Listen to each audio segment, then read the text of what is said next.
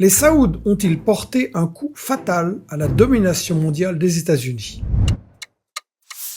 En 1974, Kissinger signe avec les Saouds un accord ultra important. En échange de notre protection, vous vendrez tout votre pétrole en dollars. Les USA percevront ainsi une taxe sur toutes ces transactions et vous investissez dans nos bons du trésor. Pendant 50 ans, Washington a pu imprimer à volonté des billets ne correspondant à aucune richesse produite, financer ses guerres et consommer massivement en important sans développer son industrie, bref, vivre au-dessus de ses moyens. De nombreuses puissances ont acheté ces bons du trésor pendant longtemps, placement bien garanti. En 2011, dans la stratégie du chaos, Grégoire Lallieu et moi avons, avec Mohamed Hassan, annoncé ce qui allait arriver. Par ce tour de passe-passe, le pays le plus endetté de la planète reste la première puissance économique, mais ça ne peut durer. Pourquoi?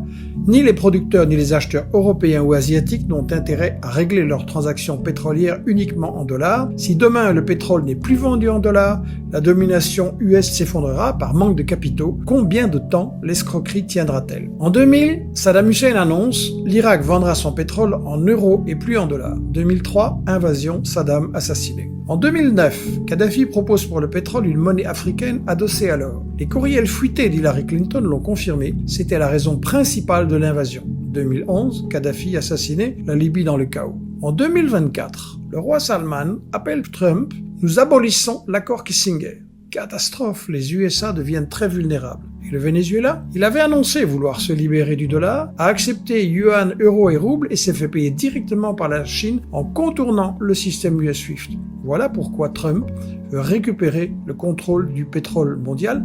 Question de vie ou de mort pour une économie parasite. Vous voulez comprendre et démasquer médias mensonges et plans de guerre?